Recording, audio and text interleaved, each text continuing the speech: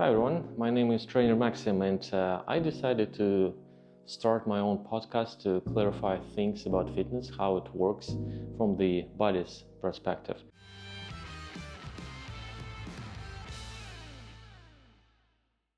Because I find it interesting that a lot of my students, they really know all the terms like flexibility, mobility, strength, balance, coordination, but they don't really know how it works inside the body from the body's perspective. And as we know, it's very difficult to learn anything in life if you don't really understand the nature of it. Whether we're talking about a bicycle or a car or a plane or anything else, if you don't really understand the interaction of the object's inner parts, how they behave with one another, how they act, how they pull on one another, why the car turns when you pull the steering wheel that way, then it's really very difficult to learn how to run those things, how to successfully manipulate and make their actions desirable and predictable. The same story with the body. We know strength, we know flexibility, we know coordination, balance, and yet we don't really know how it's working within the body. And that's what I want to clarify. And today, the first thing I want to clarify is the age. A lot of times I hear from my students that, well, because I'm old, I cannot really do that handstand, or I'm old and my flexibility decreased, therefore I'm old. Well, we kind of blame the mere passage of time for loss of balance, loss of strength. We somehow think that the passage of time itself deteriorates our muscle, deteriorates our movements, deteriorates. It's only true, but partially. It's not that your muscles are falling apart and they cannot run successfully, unless we talk diseases, unless we talk some special conditions which might affect the structure of your muscles or some nasty diseases attacking your central nervous system, corrupting the connection of the central nervous system, nerves to the muscles, then yes, for sure. And the more time we have with these diseases, of course, the worse it becomes. But under regular circumstances, when we're healthy individuals and leading some lifestyle, and you might be 45, you might be 50, you might be 55, and you see that your activity deteriorates a little bit, your mobility is not there, balance not there, it's not that it's because 10 years passed. Not really, not in this sense at least. Your muscles are no different than my muscles. You have the same strength potential, you have the same potential for the strength, the same potential for flexibility. Structurally, we're not different. You have the same ligaments, the same bones, the same cartilage tissue, the same.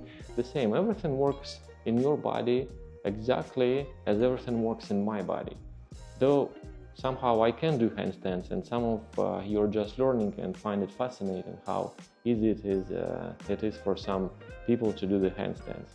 And I also want to notice that there are plenty of people in their 70s or 80s that can move and bend freely, no problem. So what's happening there? Why they can and we kind of suffer? And it's easy for us to blame age because, well, it's been like this for 25 years, therefore that's why I'm not going. No, it's not like this. First thing we need to keep in mind is that the muscles are really stupid. They know only two states, contraction, relaxation, that's it. There is electrical signal sent by the brain to the muscle. Muscles will be shortening, acting. There is no electrical activity, the muscles will never act. They will be relaxed. Pretty much the same like with your light bulb in the kitchen. Unless you turn on the switch, there will be no light. The light bulb will never turn on its own, unless it's, again, a special circumstance or condition. Same with the muscles. Muscles are stupid. They're run exclusively by the central nervous system. When your brain decides that it's time to activate that muscle, the brain sends electrical activity to the muscles through the nerves. The electrical activity comes to the muscle, enters the muscle structure. Muscles start shortening, pulling on some bones, and that's how we get the contraction. But again, it's up to the brain how to activate the muscle. So all the movements you produce are stored in the brain. And shortly, how it works within the brain. Let's say you want to take a step forward. The decision to take a step forward is being born in the prefrontal cortex here. It's the decision-making headquarters of our consciousness. After the decision has been made here in the prefrontal cortex, it goes to the premotor cortex somewhere in the back of your mind, in the back of your brain, whatever, for the further execution. That premotor cortex is tasked with the goal of retrieving the pattern for walking, because walking is a very complex process. It requires a lot of muscles to fire simultaneously at the same time in coordinated fashion for a period of time. But to do that, the brain needs to know which muscles, what time, in which sequence. So there must be a written instruction somehow presented to the brain in order to execute that walking movement. And those instructions, motor patterns, they're stored in the cerebellum, in the back of your mind. We have learned them as kids, so basic movements we can perform. So there is that instruction being extracted from the library and passed to the premotor cortex. Motor cortex grabs the instructions, grabs the book, carries it back to the motor cortex, the main executor of the movements. Motor cortex is reading the instructions. Okay, muscle A needs to be fired at that time with that strength in combination with muscle B with the different strength, and etc. etc. So the motor cortex, the CEO of your movements, have all the instructions, all the muscles which are needed for the walking, and that CEO sends the instructions down to the spine, our second brain kinda. The spine has connections to the motor neurons. Motor neurons are like middlemen. They're connected to the muscles directly with bunch of nerves. So, and motor neuron A connected to the hamstrings, motor neuron B connected to the inner thighs, C, and etc.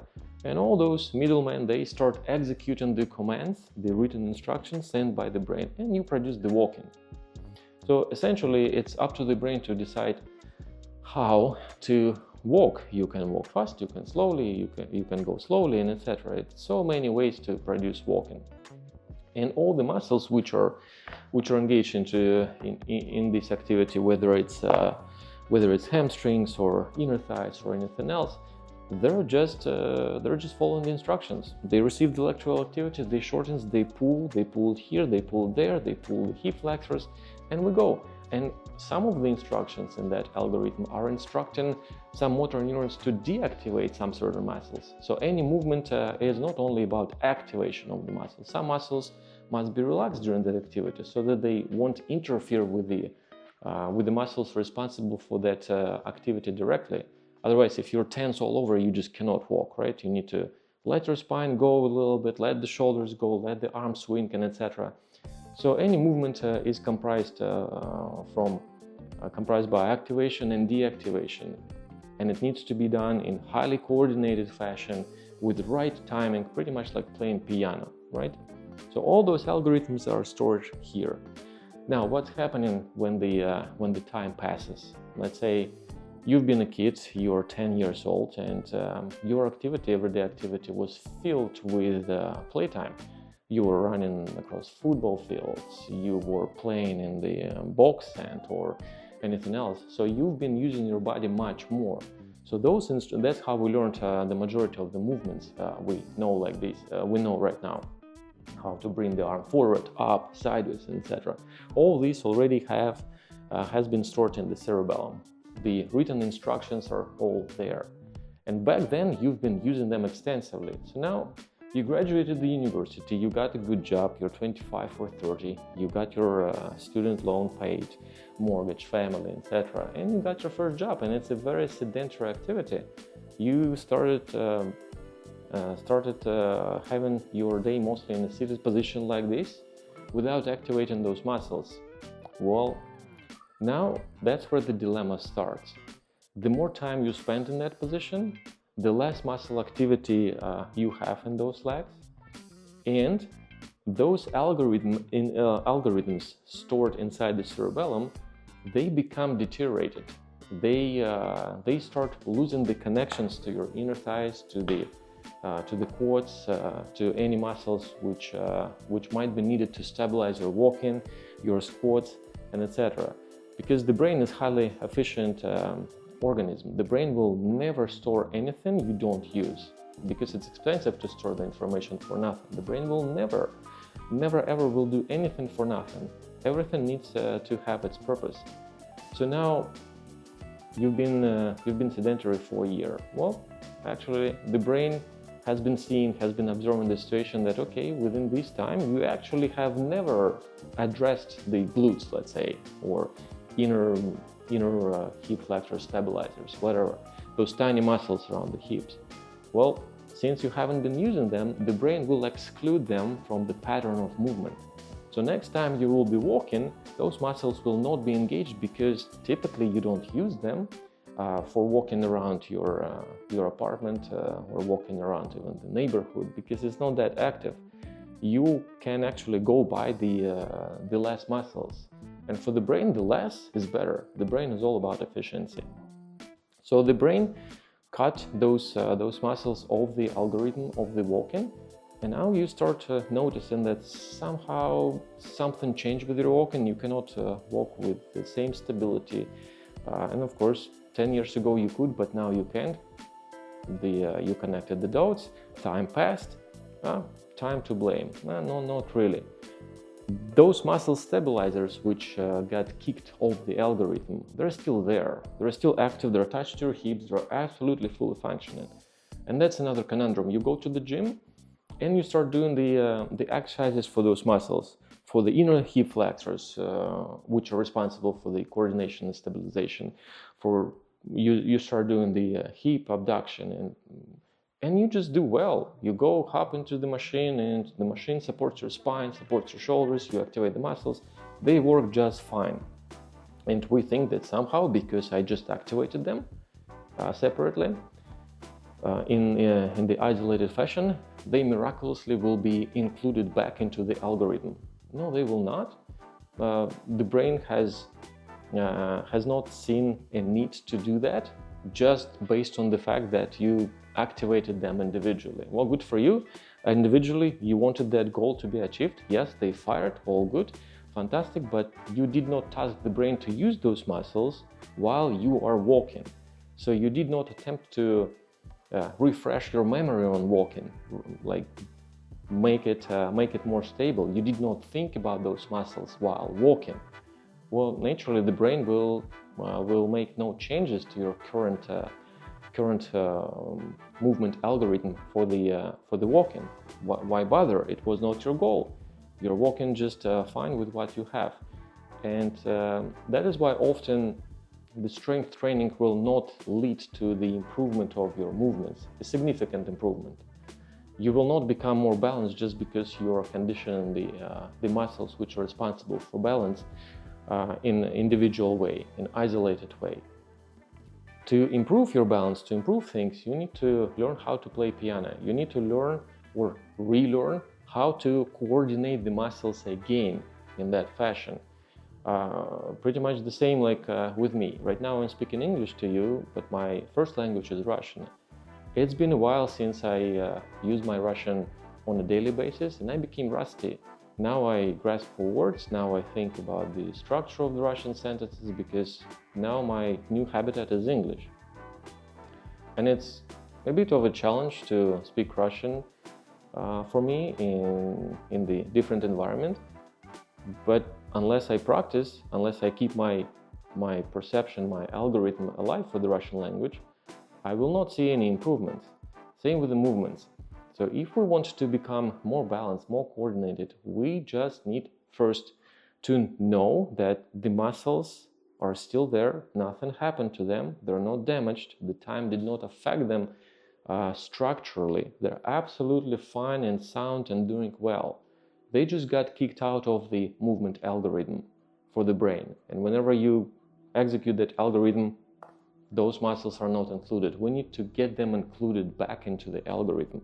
We need to learn how to play piano and not just hitting the keys of the piano, hoping that somehow one day we will start playing Beethoven out of nowhere. No, if you keep hitting the piano's key, you will damage actually piano more than condition the keys. And in this example, the keys are the muscles. So we need to find a very fine balance between training the muscles individually and learning the new movements, relearning the balance. Because balance and all those things, it's a skill, and you can learn it at any age. No matter you're 55, 75, 55, it's still possible. You don't have to be extremely strong, but you have to, in the first place, to train the brain and not the muscles. The muscles are fine. So once you make sure that the brain is being trained on the matter of how to use the muscles again properly in highly coordinated fashion, in the right sequence, with the right timing, with the right engagement, like playing piano, only after that you will start seeing quite significant improvements in your movements. And it doesn't take a lot of time to learn. On average, you can pick up a new habit within 5-10 days, no problem, but it takes a lot of mental efforts. Not a lot, you just need to be aware of this and think about this on your on your daily basis, and everything will be fine. So I just want you to know that there is still hope, plenty of it. From my experience, from my 18 plus years of experience and my 35 plus years in sports, I can assure you that you can learn new skills and become more flexible and stronger pretty much at any age, because your muscles are still there, you still have a beautiful brain. You just need to reconnect the brain with the muscles and learn slightly new, slightly unfamiliar body language, because what we're essentially doing in gymnastics, it's a new body language we're trying to learn. We're using exactly the same muscles as anybody else, as bodybuilders, but we're using them in a different way. The alphabet is the same for many languages, but many languages use those letters in a completely different way, in a completely different structure. But the alphabet the same, the spelling, the way you would write those letters the same. You just need to combine them differently, to put them together differently, in order to communicate with the different nations. Same with the body.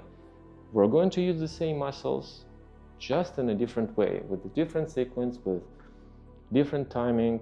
We will make them a little bit stronger, and we go from there. But in the first place, we need to train the brain. And in my next podcast, I will tell you more about how to focus on training the brain and what it really means. I think you got the general idea how it works.